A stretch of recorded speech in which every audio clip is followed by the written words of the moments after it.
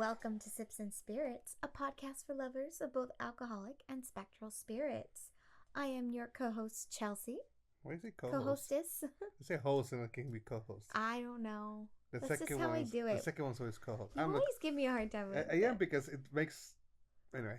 I'm the other host, Eric. A little disclaimer before we get started. Facts and stories are presented from various sources. We make no claim these tales are true. We just want to do that spooky and interesting. Cocktails and spirits are tasted for the first time during episode recordings unless noted otherwise. As is in the case for this episode, we're doing something a little different. We're trying it out, see how you guys like it. So we are revisiting an old cocktail from a previous episode. So we have tried it before, but we have some new ingredients in there. Let's see how it goes. Yeah. And lastly, we want to remind you that it is fine to enjoy the spirits, but don't let them possess you. We may be a drinking podcast, but we strongly encourage you to drink responsibly. As much as we love you enjoying our cocktails, there's never any pressure to consume them. Yeah. So, what is it that we're drinking today? So today we are calling upon a spirit from episode 49, Spirits of the Season, which was our Christmas special of 2023. 2023? Yeah. That's a long time ago. So from that episode, we made 3 different cocktails. And the one we are inviting is the Ghost of Christmas Yet to Come to return to our table. You will notice, though, we don't have a table. No table. We're lounging comfy. We're trying every time new layout as we get adjusted in here, and how you hopefully doing? This one works because this was a very easy setup for us. Yes. So let's grab this cocktail. I can reach. Yeah, there we go. Can you grab it? Nope, we got it. And this is perfect for right in front of the mic. Cheers. Oh, we also got cool new glasses. Oh God. Oh yeah. So good. Wish I made this a double. I'm gonna inhale that. It's so tasty. Tasty. All right. Sorry. So, as you may have guessed, the 3 cocktails we made from episode 49 was inspired by the 3 spirits of the Christmas Carol. So we did have one for past, present, and future. And we just we were like, okay, what holiday episodes have we done? And was there a drink we could grab? And this one happened to be my favorite spirit, which also took the most work to come up with it, because I really wanted to do something with chestnuts. And it is so good. So we have dry curacao in this, a spiritual brandy. There goes my brain. Lemon juice and a chestnut simple syrup. And then there is a chestnut, a candied chestnut, which was what we used to make the simple syrup, is acting as the garnish. So when we made this before, I actually got to roast my own chestnuts, which was very fun. Because of that traditional song, I've been obsessed with chestnuts. And we went to a New Year's Eve party at our favorite winery, and they had roasted chestnuts there. It was my very first time trying them, and they were so good and meaty. Like, if you've not yet had a chance to try roasted chestnuts, I strongly encourage it. And it's actually really easy to do at home yourself. So you buy this chestnut roaster? Easy. Just get a fire going. Yeah, so but you can do it in your oven too if you don't have like a fireplace or anything like that, which we sadly do not anymore at this moment. But yeah, so I have noticed I've been negligent in getting our recipes out. And it's funny because to record this episode, I was looking up the recipe and I found the post is ready. It just hasn't been posted. I don't know why. So by the time this episode is released, the cocktail recipe will also be available on our website. So I'll link to it in the show notes, but you'll also be able to search for it under the cocktail tab. So when you listen to this episode, this problem will be fixed. Yes, so, that's what I'm saying. So they wouldn't know it was a problem if we didn't tell them.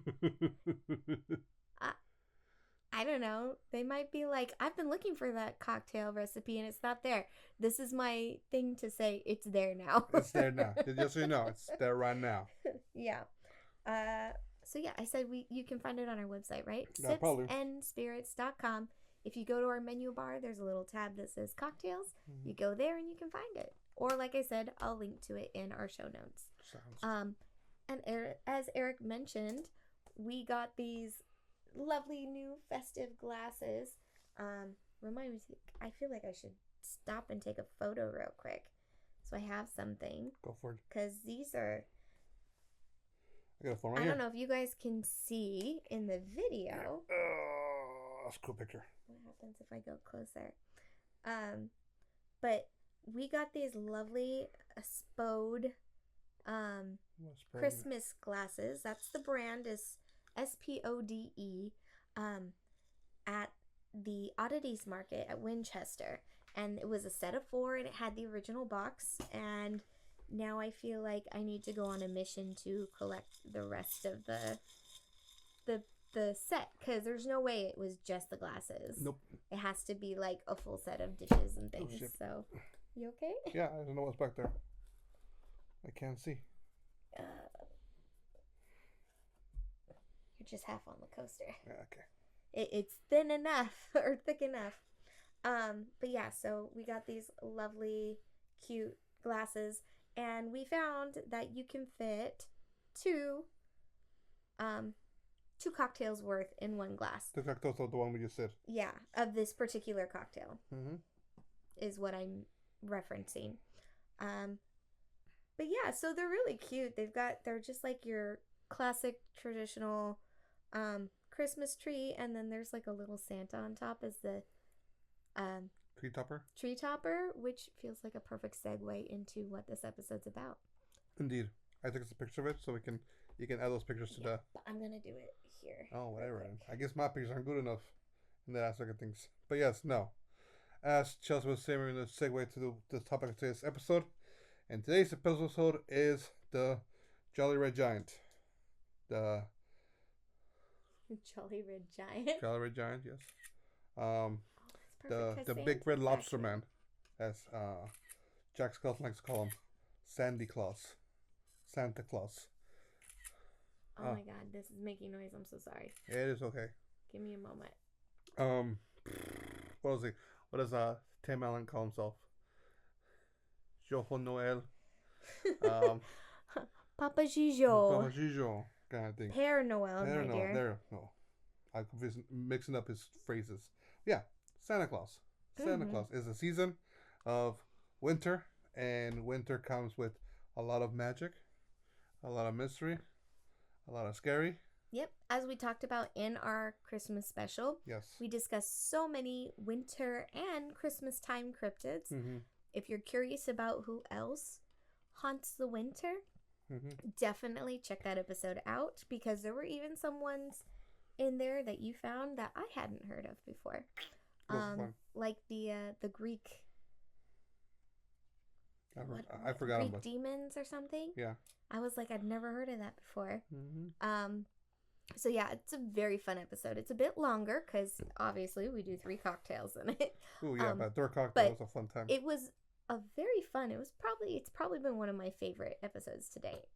That was like a lot of work, but in like a very fun way. So, strongly encourage you to check that out. But we originally in that episode were planning to have a Santa Claus debate. But we didn't. We did something else in place of that. Yes, we did traditions, we did ghost stories, and we did cryptids. Superstitions. Superstitions, yes. Yes. Which is cool. You did traditions, superstitions, and then cryptids and creatures. Mm-hmm. Yeah. So, the topic of the episode is Santa Claus, and the question we're asking is Santa Claus a cryptid? So we explained before, a cryptid here is a creature being that cannot be proven or disproven that exist. According to Oxnard Dictionary, a cryptid is an animal whose existence or survival is disputed or unsubstantiated, such as a yeti or a Bigfoot. According to Webster, also a noun. An animal such as Sasquatch or Loch Ness that has been claimed to exist but never proven to exist. Mm-hmm. Kind of thing.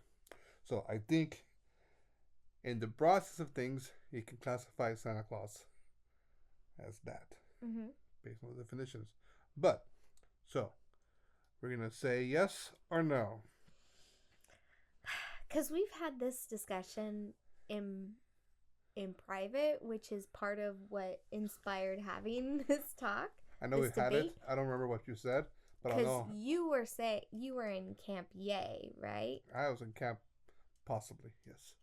And I'm like, because to me, when we define a cryptid on the podcast, we usually say, all those things that you mentioned. It can't be proven nor disproven is the key right there. I think I feel like they admitted that in there. That undisputed, or Right, they said that in the Oxnard. But also we've found cryptids tend to be very regional based. And I would say it depends on what your version of Santa is to say yes or no, he's a cryptid. But would you say, yeah, with that definition, his region is planet Earth? I mean, Santa only goes to households that believe in him, right? Does he? I don't know. Like, some tales he goes where he's needed. Yeah. Right? I almost feel like the better question is, do you believe in Santa? I know we do. I know we do. So, let's first start asking a question. What is Santa Claus? Or who is Santa Claus? For those of you who don't know, Santa Claus is a person, Saint Nicholas, who on Christmas Eve goes around the world and delivers toys to all the good boys and girls of the world. All the children of the world. I thought we were talking more historically. I think. Oh. But like Saint Nicholas himself is inspired by an older deity entity because, right, Krampus and Saint Nicholas are in tandem because Krampus comes on the 5th and then you have Saint Nicholas come on the 6th for Saint Nicholas Day. Oh. Yeah. Okay, cool. Little did I know. But also I've done a lot of research into Santa because I love how it's just like this kind of story that's grown and changed. And we just watched Klaus, which is like probably one of our favorite. It's a fun movie. It's one of my favorite Santa movies in particular, and definitely one of my favorite Christmas movies. No, Netflix is not paying us. No. But if you're looking to watch Klaus, it's on Netflix. But there's like an older entity, and I forget. I want to say it's like Germanic. Germanic. Wait. Now I'm like, did I say right? Germanic region, and I can't remember what he's called, but he actually doesn't like wear red. It's more like blue for winter. And he has a daughter who pretty much sounds like Elsa. A daughter or a granddaughter. But he is kind of like, he has a long white beard and he brings gifts to children in the heart of winter. And I think it was on Atlas Obscura that a lot of historians kind of believe that that's kind of more like the original, where it originated and then expanded, because it's like really ancient, like pre-Christianity practice, and they still in some places do a parade where you have this and I want to say it's Frau Precha, but that's totally different entity and gender. That's a witch. But like he and his daughter or granddaughter will like be on the parade, just like we see Santa in the Macy's Day Parade. Yeah, and in regards to Santa, there's different tales, different stories, and like, and they all have a little different like origin. I forget what it's called. You keep saying their name, but I forget. The people do like Rudolph the Red-Nosed Reindeer and like Oh, Rankin Bass. Wrecking Bass. Like their story is a guy who, if I remember correctly, a guy who got lost in a forest, ran with elves, and started making toys, and delivers them to like this poor town that like is run by the Burgermeister Yeah. kind of thing, and he's trying to bring joy to the kids, and he does it. So he's a normal guy who's like doing something good to his kids, and then eventually becomes this magical creature. Mhm. Same thing with Klaus. You have this normal woodsman, just likes to make toys, and unexplainable by anybody, he becomes Santa Claus who delivers presents everywhere. Mhm. We recently watched A Boy Named Christmas, That's another good and one. you have this kid who decides to bring joy, to bring the magic of hope Yeah. to his kingdom, and this king's was like, okay, we're doing this again, right? He's like, yeah, every year he's kind of doing that kind of thing, and so you have all these different iterations. Some stories Santa Claus starts already as a magical creature, Mhm. and then we are currently reading the um Right. the Guardians series. Like Yeah, the Guardians of Childhood series, mm-hmm. and we're starting off with Nicholas St. North and the North. Nightmare King. Yeah. And pretty much, if you're familiar with the film from DreamWorks called Rise of the Guardians, it's the book series that movie was inspired by. Yeah. It's really good. A strong recommend, especially if you love whimsy and reconnecting with mm-hmm. your childhood and sharing that with your little ones, because our kids are loving it. And like in that story, Santa Claus is some bandit. Right. We haven't even gotten, and we're rereading this book. Yeah. Just in the mood of the season, and he hasn't yet officially become Santa. I mean, even in the next book, it's become Santa yet, right? I don't know. Well, I mean, like, because at least when we were reading so far. Yeah, but we were like halfway there. Yeah, but no, it's really cool because like he's like he the rough character he is from the Guardians. You see it building the story and North story, and it's really cool. And personally, that's one of my favorite Santa Clauses kind of thing. But then you have Red One, you have Santa Claus who works out and is a beast, as they say. I kind of wish they had a little bit more Santa in it, mm-hmm. right? Because the majority of it, Santa's been kidnapped. Yeah. But then there's like the Get Santa. There's Get Santa. I mean, there's so many renditions, and this actually is the reason the idea for this episode was sparked, because I was having a conversation with the kids. Mm-hmm.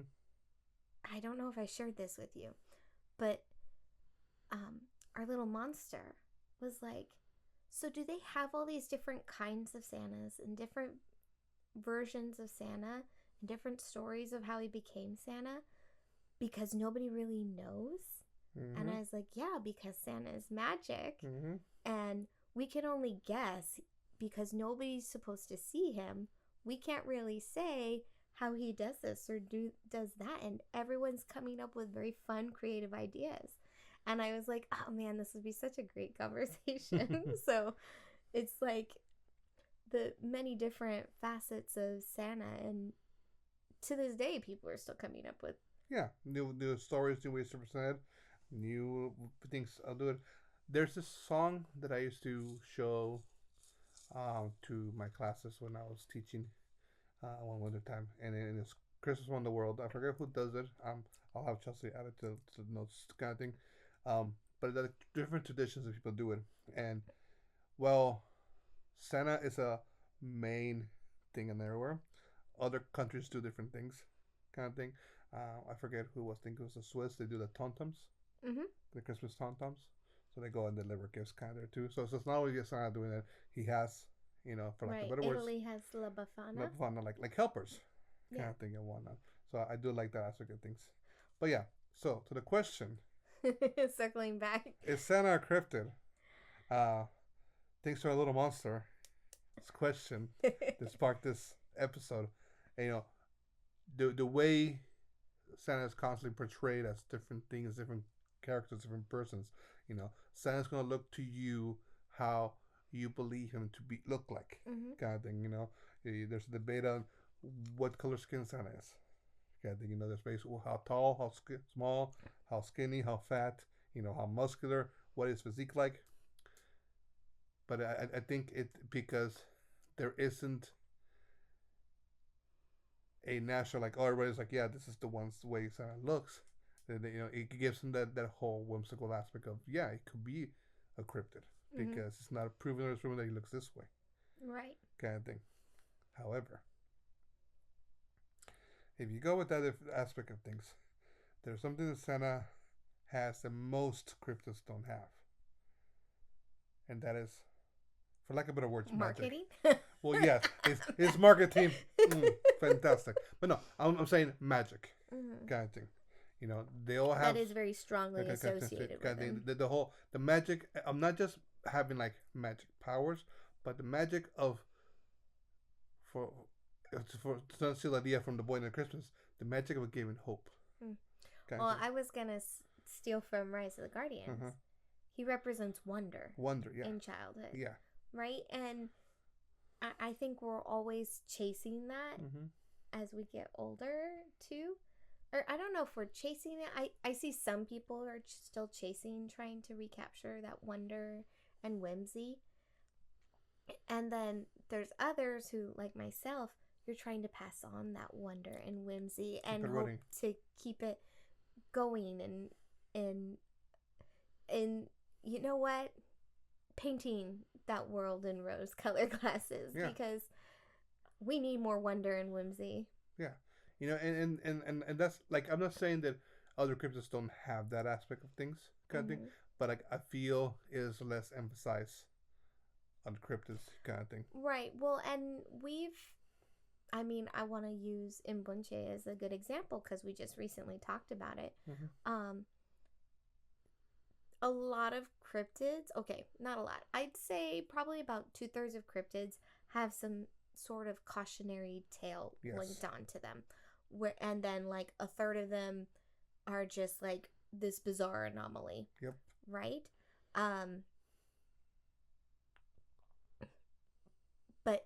And when it's a cautionary tale, it's very specific to a certain kind of thing. Yeah. Right? I think we talked about like the chupacabra and how in Phantasmagoria was like a warning to like the farmland owners to take care of their farm hands. Yeah. Or they're gonna end up getting their revenge somehow. We have the Kalapuluit warning you to stay away from the ice. Don't let it, because it's frozen, fool you that it's safe to walk on. Yeah. And Mbunche was like a wild one of just like, don't walk alone at night. Don't be alone at night, specifically ladies. Yep. But Santa's very special because it's not a cautionary tale, but it's like as an entity, I believe he's trying to evoke an emotion. And you're not getting that. That's very unique. Yeah. In comparison to other cryptids. Now, there's some cryptids who evoke emotions on you, which doesn't necessarily mean that's what they're trying to do. I'm talking to you, boss man. Kind of thing. But no, that's right. And the Santa is trying to, invoke that whimsicalness, that childness, that hope, that kindness, We just watched Klaus and selflessness. One selfless act of kindness sparks another, kind of thing, And you see that as a theme in a lot of movies, like people like, you know what, I'm gonna give more than I need somebody else. To another movie that is very fun for us to enjoy is Noel. Okay, you have the kids of Santa. Kind of thing. The firstborn is supposed to take over the mantle, but he's doesn't have that sparkle. The sparkle that Santa has, but the second one does. Or the twinkle. Kind of thing. And this second one, she's the daughter of Christmas, royalty. She's lived this pump life that, everything was given to her, and she's like, and never in the wildest dream thought that she could be the next Santa. Kind of thing. Once again, the whole idea, what does Santa look like? It can be whatever you need them to be. Kind of thing. And then as you know, as the story progresses, she's realizing how much like Santa she is. Kind of thing Yeah. about it. Um, Another one, and very spoilery. I'm gonna warn you now. With the Santa Clauses, Mm-hmm. I actually really enjoyed it because it was like Santa needs to like remember his spark, Mm-hmm. right? Because like, and we're doing a marathon of the Santa Claus movies, and I want to rewatch the show. Um, but with the kids, Little Monster had requested that's what she wanted to watch. Little monster head. Huh? Little monster head. Little Monster had Oh, I thought requested. I heard it was the monster head. I'm like, what? No, You got a new nickname. new Got it. nickname. No, she had requested watching. She wanted to watch all the Santa Claus movies, and I was like, "Well, if we're gonna watch all the movies, I want to watch the Santa Clauses because we Mm-hmm. still have a season we haven't watched." Yeah. Um, but like in the second one, you have like Mother Nature and Tooth Fairy like talking about how he's upped the wonder and imagination of children just because he's put so much into it. And then you get to the TV series of Santa Clauses where he's losing his spark a little. Mm-hmm. It makes me think almost like Red One played on that with the elf Yeah. losing the That's vision. that was what I was thinking. Like Red One, the main elf, Dwayne the Rock Johnson. Because he's so tiny, like an elf. He's losing. He's seeing the world. He's seeing the world through the eyes of adults and realizing most adults have lost that sparkle that Christmas is supposed to bring, that joy and wonder. Well, and he's forgetting that they used to be those children. Yeah. And he's having a hard time like, well, once they're grown, Mm-hmm. they're what's the point? The loudest people are the ones who are doing it for the rest of the day. But then as the story progresses, you start seeing more and more. There's certain adults out there who are still trying to bring the joy, and some adults just need to be reminded.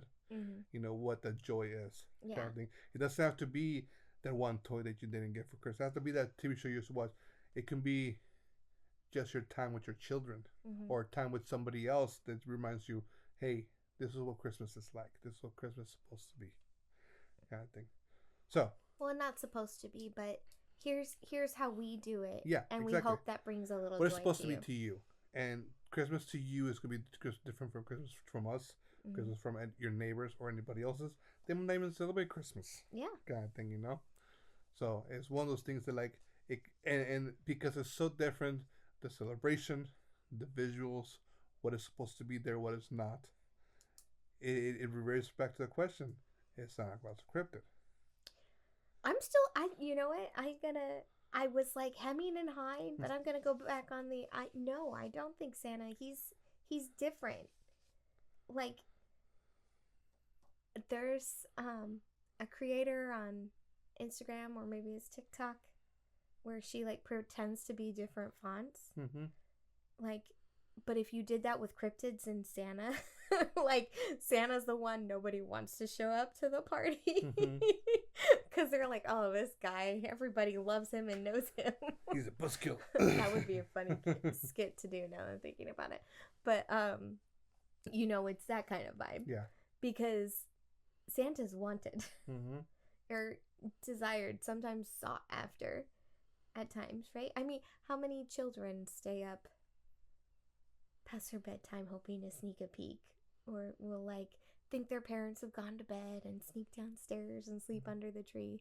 Well, Little Blue wants to go out to Fresno, California to find night Oh crawlers. yeah, he thinks we're just gonna drive to Fresno and pass by and see like a field of night crawlers. Well, in the same state about kids wanting to see Santa Claus, how many people go out there and set up cameras to try to catch Bigfoot? Mm-hmm.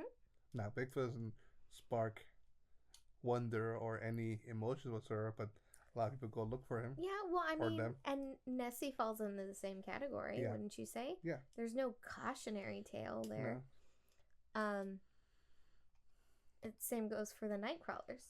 Mm-hmm. So I mean, there is a chance. God, I'm flip flopping again. Santa could fall in the category of like Fresno Nightcrawler, Bigfoot, Nessie. Mm-hmm. Mothman actually has like, he was considered like an omen, a warning Yeah. before The internet. No, before the incident that happened at Point Pleasant with the bridge falling. Mm-hmm. Check out our episode for that. If you're like, what? Yeah, we did. Because, like I did say, about 2/3 of cryptids are cautionary tales. Mm-hmm. And then there's a third where it's like, but then again, that third, they're regionally specific. Yeah. Right? Now, I think Bigfoot would be the exception in that. We're diving real deep here. Because this is what it's like when you guys come out and drink with us. If you were a fly on our shoulder and we're talking at the bar, this is how our conversations go. Our bartender's like, what are you guys talking about? Like, what? Yeah. But, like, so Nessie's region-based. Fresno Nightcrawler, obviously, region-based. Mm-hmm. Bigfoot has several different homes. Mm-hmm. And places of sighting. So, Bigfoot itself has one location, but the Sasquatch, I believe, has multiple.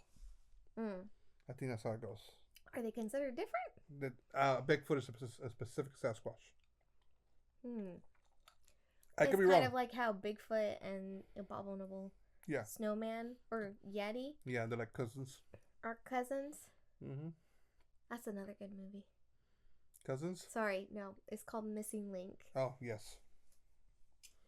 And like Bigfoot goes to meet the Yetis. It's a good one. Mm-hmm. I know all the movies. She knows lots of movies. But yeah, no, it's definitely like, I'm not saying. So where are you? Where are you standing? I'm standing more towards the yes, but I understand also the no. You know, I understand the aspect of, well, if you say Santa Claus, like, because in one aspect I think Santa Claus can also fall as under the realm of deities, kind of thing. Now, if that's the case, do you consider deities? Is that right? Plural. Deities. Deities. There we go. Deities as cryptids, because again, there are beings that are not proven or disproven, but they have inspired or shaped or done or been and see, in contact. For that, I would lean actually more towards yes. Because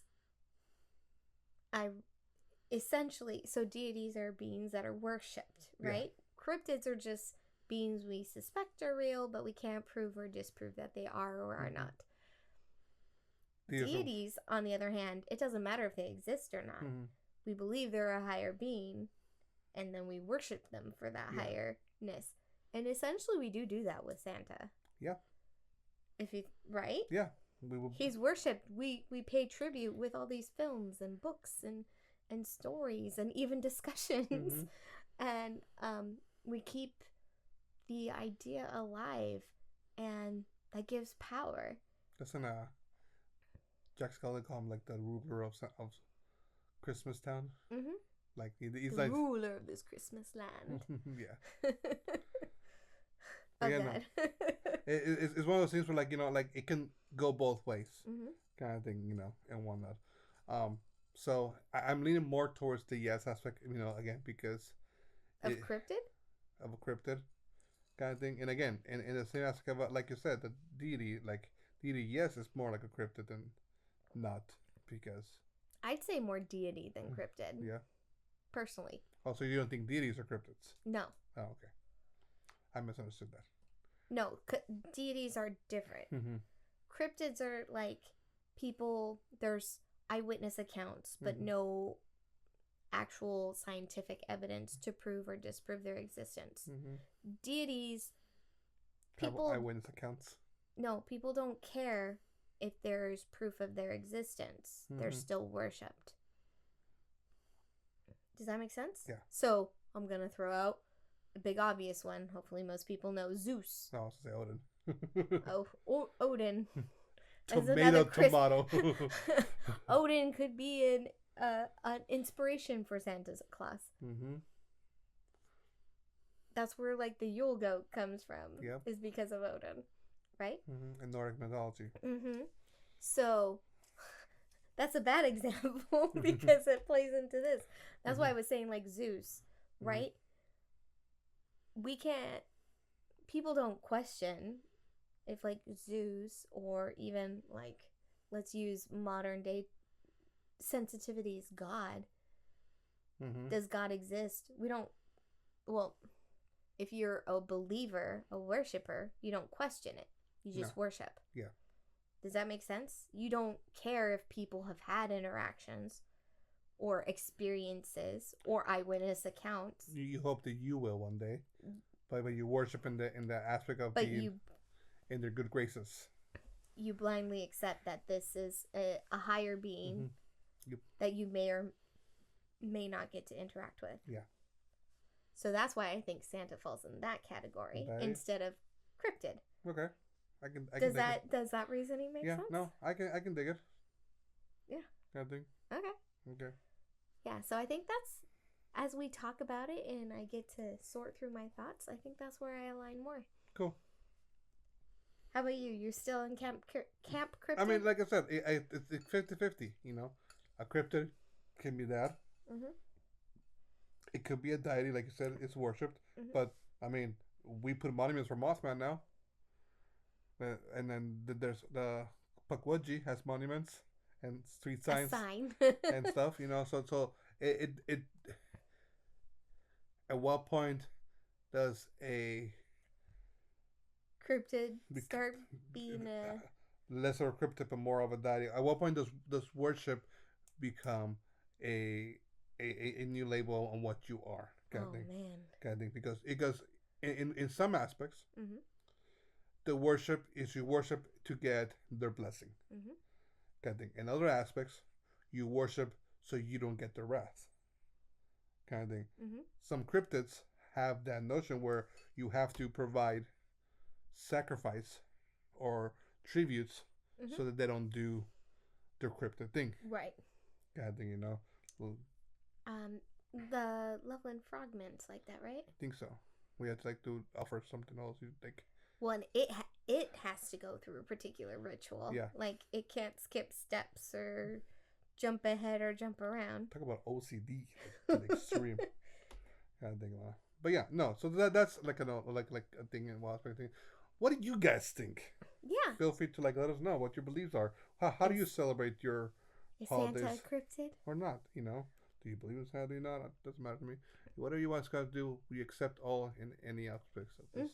Oh yeah, we'd love to continue the discussion, and I'm almost like, man, this would have been a fun one to have like a open table kind of thing. I don't know how we'd do it, but we can still do a live and be like, hey guys, talk to us about Santa Claus. Next year. Yeah, we're good. We filled up. I was a little worried. I was like, are we gonna wrap this up real fast? Do you want a story? Huh? Do you want a story? You have a story? I have a story. I also would you rather. Why didn't you tell me to put that in the notes? It's a surprise. Merry Christmas. Merry Christmas. Yay. Oh, I love surprises. You're like, I know. I know. That's why I did it. Yeah, I'm all giddy. I'm like, oh. No, I was like, I forgot. I didn't forget what we were doing on the story was, but the story I found kind of relates to the whole Santa Claus aspect. Like, it's not a Santa Claus story. Is it a long story? No, it's not long. Okay. Yeah. Cool. Yeah. Okay. Story me. I don't have paper, so I'm gonna use my phone here, guys. Oh, you could have printed it out. No, because then you would know. I've know. been without a printer for a month, guys. Just about. Yeah, if I have to print it out, you would know I had a story. You would be surprised. I wouldn't. Yeah, well, you would be like, what? You would have been, why are you printing? What are you printing? No, I wouldn't. Yes, you would have. I'm not your mother. Yes, you are. You're my mommy. Okay.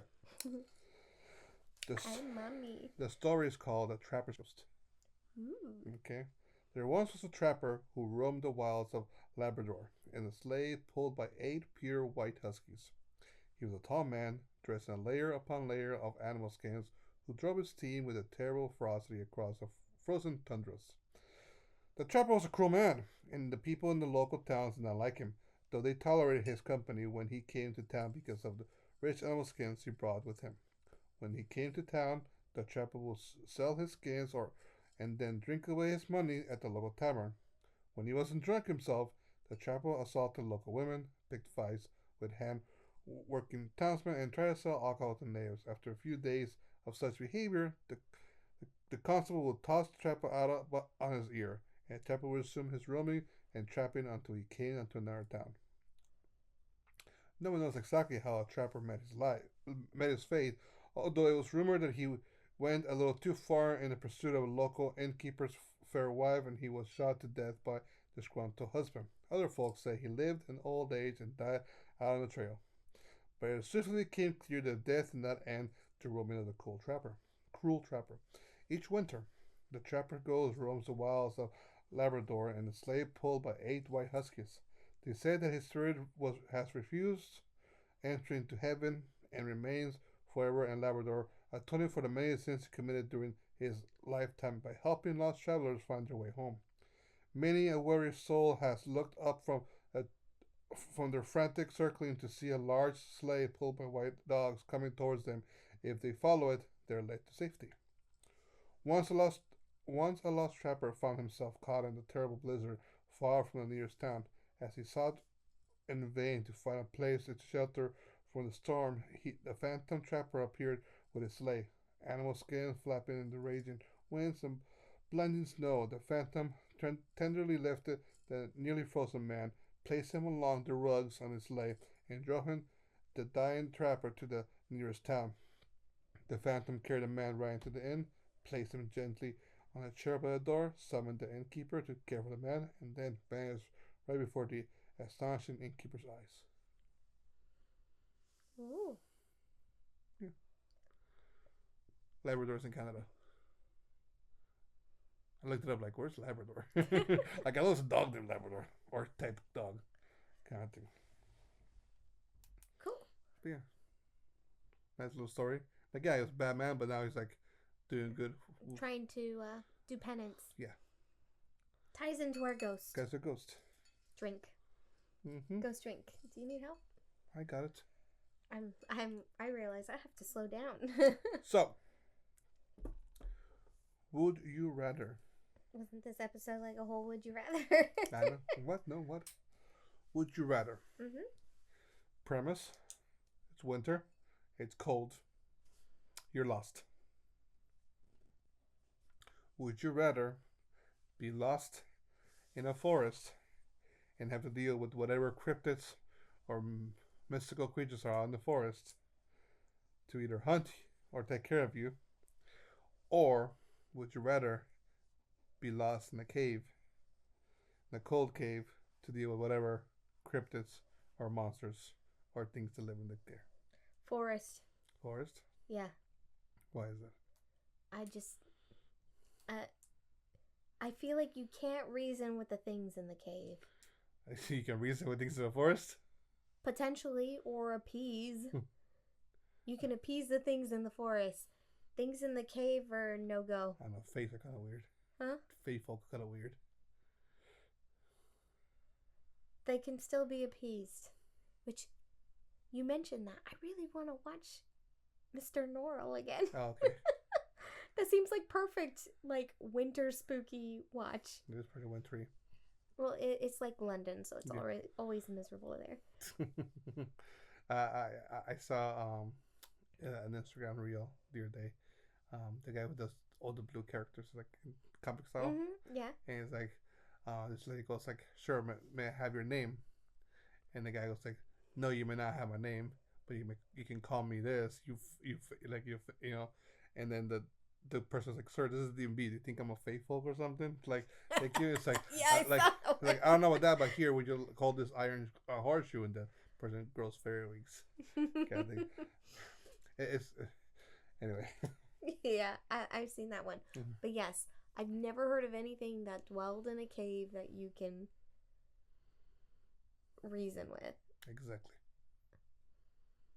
Fairies, you just kind of gotta play their game, Mm-hmm. but you can work around it. You can flirt with them. And also, like, forest entities, forest guardians, you just gotta, again, you worship them, or you give them an offering, follow the right one to get you out. Well, they just eat you. Yeah, but there's lots of options. In a cave, not so much. That's me. How about you? Well, in a cave, I'm gonna fight something. Of course. In a forest, I'm gonna flirt with something. So it all depends what you're in the mood for. Yeah, pretty much.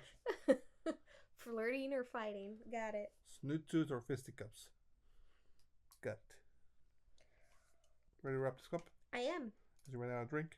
I'm gonna talk for 20 more minutes. No, you're not. Yes, I am. No, you're not. Because we're about to do our wrap up. Talk about her favorite thing, not me. Oh my god. I'm sure you guys can guess what I'm about to say when I approach Hauntings Behind the Bar.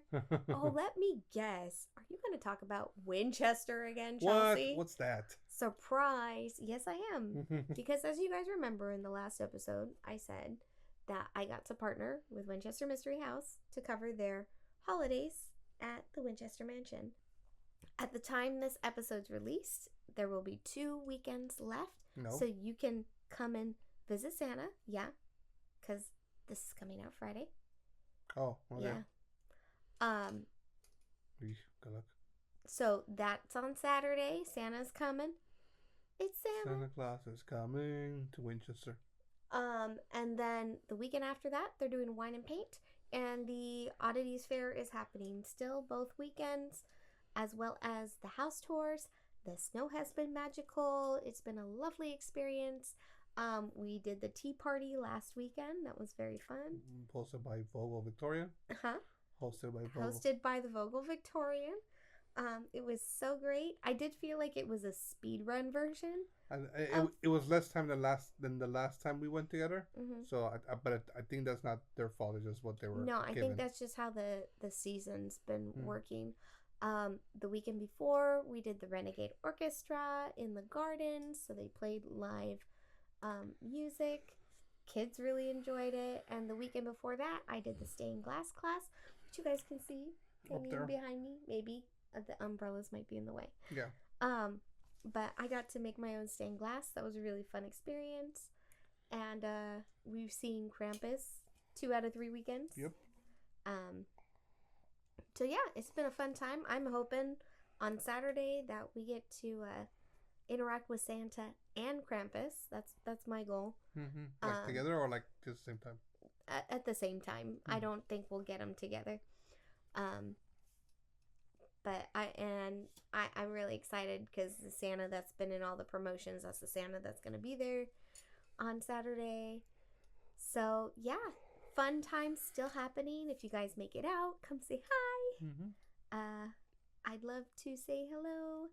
And yeah, that's the Winchester mansion during the holidays. Seeing that one in a nutshell. I did good, huh? Yeah, you did good. I'm getting better at this. But anyway, with that, this is our last call. Yep. Okay. Thanks for slipping along with us. We want to keep the spirit flowing, so please be sure to support and review by reviewing and subscribing to our podcast. If you enjoy the show, please be sure to share with others.